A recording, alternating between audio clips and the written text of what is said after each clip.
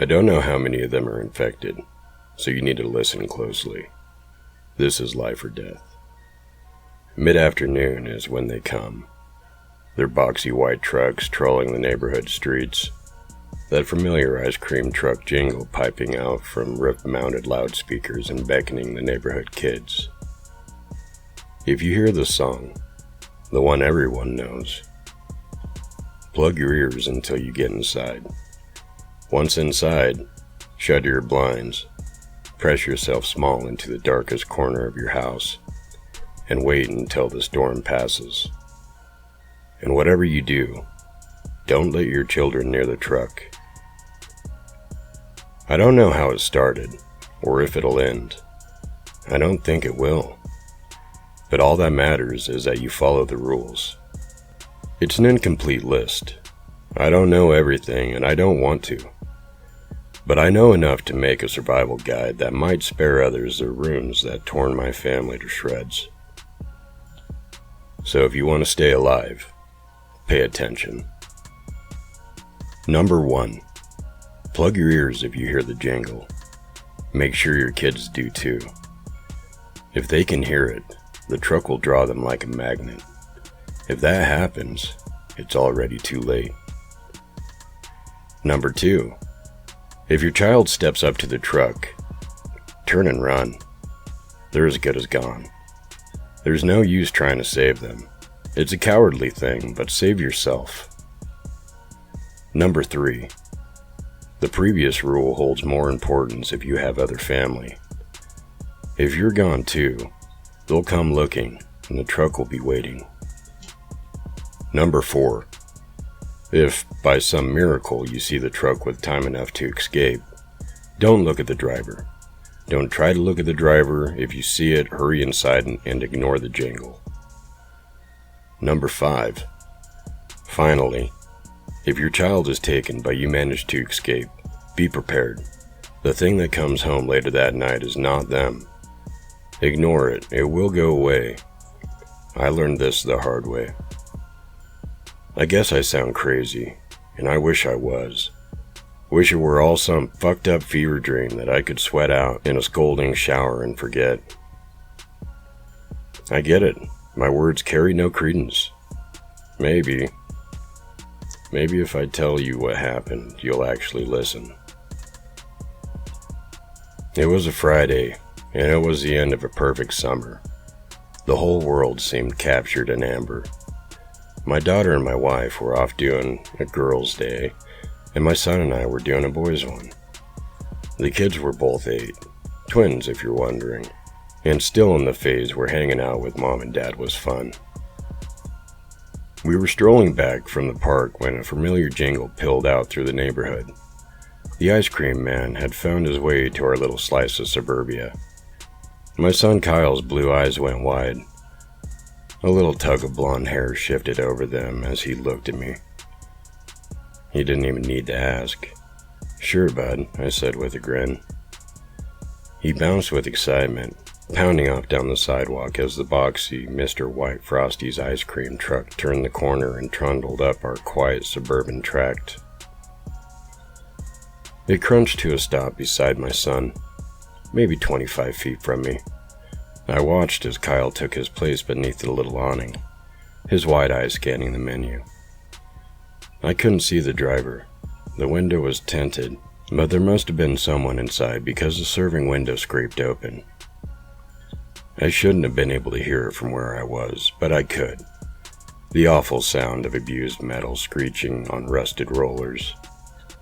The inside of the truck was drenched in shadow, like the slant of afternoon sunlight didn't match that deep, inky darkness in battle. I should have sensed something was wrong. It felt off. Felt cold all of a sudden, like the truck had sent a chilly wind biting up the street. Up until then, I had been taking my time joining my boy, leisurely motoring up the sidewalk without a care in the world. Then that chill nibbled through my bones. It triggered something visceral. An air raid siren went howling through my head, every fiber of my being screaming at me that something was off. And for the first time in my life, I reacted without thought. I don't know why I did it, but I fell into a sprint. A full tilt, blind bottle rush down the sidewalk. My chest squeezed tight. My swollen, thundering heart fought my lungs for space in my ribcage that was too tiny and full of drying cement. The houses, the upper middle-class family houses with white trim and manicured lawns, shifted into a colorful blur as I bombed up the sidewalk. My legs scissored beneath me, my arms pumped, my cold breath whipped crack through my shrieking lungs. I don't think Kyle heard me. I didn't yell, didn't scream for him to back away. My throat was full of gluey breath. Nothing more, nothing less. There would be no sound coming from me, other than the shrill whistle of air sawing through my lungs. Kyle might have heard the slap thud of my sneakers hammering on the sidewalk, but I don't think he heard that either. He sensed something was wrong. Sensed it with that preternatural ability afforded only to children. The one that tells them when mom and dad are fighting, even when they can't hear it from across the house. He turned, his blonde hair whipped in the wind. He looked at me with those piercing blue eyes, blue like two little oceans cooling off a face of sunshine. And then, the ice cream man took him. The massive spider legs exploded out of the darkness and sucked my son through the window like shrink wrap through a vacuum cleaner. He snapped back like a rag doll in a seething tangle of hairy, jointed feelers. Now I did scream, wailing my son's name. He didn't have time to scream. I heard a whoosh of air from his mouth as the spider legs tore him back by his stomach. He blipped through the window. His head smacked the top of the frame and cracked forward. It lolled like a dead thing on his neck as he disappeared into the truck. I ran harder. The world tilted and swayed underfoot, like I was barreling up the deck of a ship in stormy waters. My vision blurred, doubled, snapped together, and shot into focus as I lurched up to the ice cream truck. Then I froze. My lungs snapped like rubber bands and a thin whistle of air escaped my nostrils. My whole body crawled. My heart was galloping through my ribcage like a mile-wide herd of bison. The inside of the truck was impossible. It was too big. It was a dystopian nightmare. Like the truck was a portal to the killing floor of a massive slaughterhouse. The rotten husks of cattle chutes and blood-stained linoleum textured a sprawling plant like the fossils of a forgotten industry. But it wasn't forgotten. It was dark, soaked in shadow. But I could see their pale, fragile shapes limping along for slaughter. Faces slack, eyes glazed, like broken, violated dolls. The livestock was children, hundreds of them, caked in their own filth, shuffling along chutes while hulking figures in blood-stained aprons and USGI cold weather masks butchered them alive. There were no screams. That was the worst part. It was deathly silent. Just the weak shuffle of feet, the wet tear of curved knives opening throats, the syrupy splash of blood hitting the floor. The dead were hoisted ankle up on a conveyor system, like at a dry cleaner's, which zipped them off through a darkened portal into the unknown, a hot trail of blood still spraying from their severed necks. I couldn't breathe. I couldn't blink. I felt my stomach churn with nausea, a hot rush of vomit threatening its way up. Then something grabbed out at me. I jumped back and screamed as a pale little hand reached out for his daddy. It was Kyle. His head pitched at a wrong angle on his broken neck. His eyes were dead. But there was still a little piece of him buried somewhere in there, because he said in a single word in a voice I would never hear again, "Run." Then he slammed closed the serving window. As it cracked shut, I saw the massive spider legs encircling him from behind like interlacing fingers. The hairy legs covered his mouth, his eyes, tore him backwards and sent him into the slaughter line. Then the truck was driving off. the ice cream jingled, crackling cheerfully through the roof-mounted speaker. It growled up the street, turned, and disappeared from view, carrying off my only son for good. I'll never forget the way my wife screamed when she came home, when I told her what had happened among the mess of hellish police lights and detectives in cheap suits. Her face crumpled. She dropped to her knees and howled for her son. I hugged my daughter and cried into her blonde curls. The first 24 hours are the most important in abduction cases, but I knew that didn't matter. Knew what I'd seen. Knew my boy was gone for good, which, as it turned out, wasn't entirely the case. But I knew it just the same on the afternoon that Kyle stopped for ice cream. I didn't tell the detectives what I had seen. How could I? They would have thought I was spinning tall tales to disabuse my guilty conscience of the fact that I had hurt my only boy, and they would have slammed me into an interrogation cell as a lead suspect.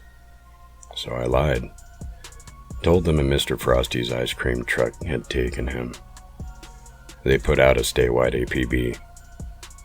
They found nothing. Me and my wife Jessica didn't sleep that night.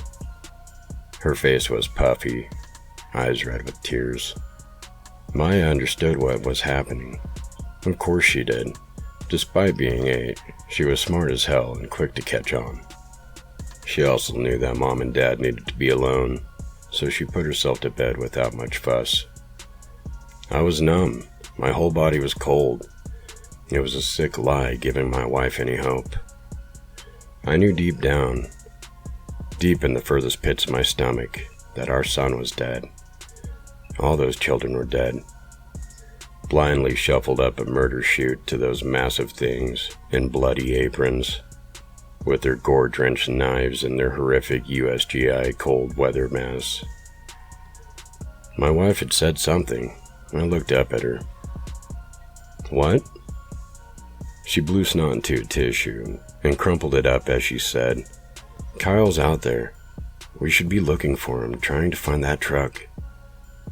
She cut me an accusing glare. She blamed me, I knew she did, which wasn't her fault. The police said I stopped mid-sentence. My daughter's pale shape, gowned in her PJ onesie, clutching her pink blanket, had appeared in the hallway. I rose and swept Maya up. She looked at me, her eyes wide with fear. Of me? No. I knew at that instant what she was afraid of. He's home, Daddy, she said. Kyle's home. The thing at the back door wasn't our son. It looked like Kyle. It walked like him. It wasn't him. It was pale, drenched in mud, its eyes cold and dead, not the warm ocean puddles they had been before, but 2 icy marbles that could freeze you with the look. My wife sobbed, wrapping Kyle in an embrace. He didn't hug back. Those 2 cold eyes were pinned on me, a knowing smile breaking his face. Why'd you do it, Daddy? He said as we led him into the living room. I could feel Maya's body tense up against mine.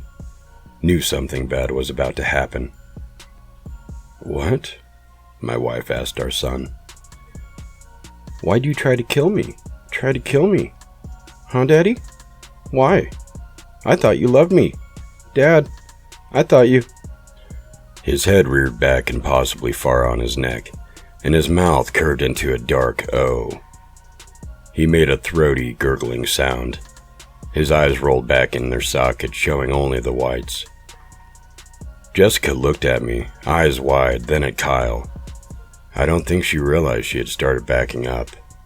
I don't think I did either. We backed into the living room, Kyle bearing down on us, forcing us back. Maya had started to sob into my shirt. Her tears, warm and salty, were warming my chest. The O of Kyle's mouth continued to expand, drawing further and further as he spoke again. Only this time his lips didn't move, and the voice, deeper, warped, like the words of a demon from the mouth of the possessed, came hissing out of his throat. Why, Dad? Why'd you fucking do it? You like killing little kids, Dad? Wanna kill Maya? Wanna see her pigtails wrapped in brain? Stop. My voice was weak, thin. The thing chuckled as Kyle's mouth continued pulling back. His lips were coated in bile. His teeth were brown and jagged. Jessica's head was on a swivel between our son and me. Her legs hit the couch and gravity planted her ass on the cushion. She made a surprised sound. It was lost in the hoarse voice that had hijacked my son's mouth. Wanna bash her little brains in? Hammer it until crumples and all those little girl thoughts and feelings come spilling out. The corners of my son's mouth tore, rivulets of blood sledding down his throat. His mouth continued to pull back, like his head was splitting up on a hinge. "Make him stop, Dad," Maya moaned. I couldn't speak. My voice was lost. I fished for it, my Adam's apple bobbing, but it wouldn't come. Kyle's mouth split wider, bone and tendon snapping and crackling, his lower face soaked in blood. Wanna be a butcher, Dad? The voice within my son chuckled. Hack through gristle and vein and the stretch of pink flesh connecting tiny heads to tiny bodies. Feel the warm rush of blood over your hands. Feel your knife scrape bone as they drain. I saw his throat distend and undulate, like there was a knot of fingers trying to claw their way out. Wanna watch the light bleed from their eyes, as their life bleeds from their throat. Want to, Dad? Want to? Then Kyle's head tore back, his cheeks ripping, his mouth forced open in an awful, hellish grin, and the massive hairy spider legs exploded from his throat. My wife started to scream, and one of the spider legs batted her across the face. Her head snapped around, crackling, and she pitched forward with as much life in her bones as a sack of grain. That galvanized me into motion. I tossed my daughter onto the couch and lurched for the rack of fireplace tools. The spider legs crackled and snapped, flinging around like a net of tendrils from my son's broken mouth. Maya was shrieking, her face crumpled in terror. The spider legs lunged for her, shot forward for her delicate little form. I tore the poker free from the fire rack and whipped around, using my forward momentum to bring the instrument down with as much force as I could muster. Only I missed. Oh God, how I missed. Maya had lunged away from the spider thing trying to kill her. She had lunged right into the arc of my swing. The barbed end of the poker hit the center of her skull and went burrowing into her brain. I felt bones snap like glass. I felt the poker ease into the spongy folds of her mind. It felt like she was a puppet and I had cut her strings. A little sob escaped as she planted face down with a sickening thud. Her hand made a tiny fist and then she died. The Kyle thing began to roar with laughter. It turned on me, the spider legs flickering and pulsing, snapping in all directions, like 10 of those dealership tube men. You like killing kids, Dad? You like? Kyle let out a surprising gasp. The spider legs snapped erect like soldiers at attention. As the animation drained from my son's face, the end of the poker, which I had wrenched free of Maya's broken mind, was now jutting from my son's left eye. His ocean blue eyeball had deflated. A thin run of pus ran down his one cheek. Then the tendril sucked back into my son's mouth with a throaty gurgle, and my son pitched forward as dead as the rest of my family. I stood there, misted in my children's blood, and started to cry. I can hear the sirens getting closer. I write this as a warning, a pleading cry for others to listen. I'm not looking for absolution. I'm broken. A man ruined by the ice cream truck that rode in on a hot summer day. I'm sure you'll see my name bolded in the paper conjoined with some variation of the term family annihilator. But it wasn't me. I bear blame. God, how I do. But it wasn't all me. Please don't make the same mistakes I did. And if your kids ask for ice cream, buy them a tub of the store-bought stuff. It's just as good.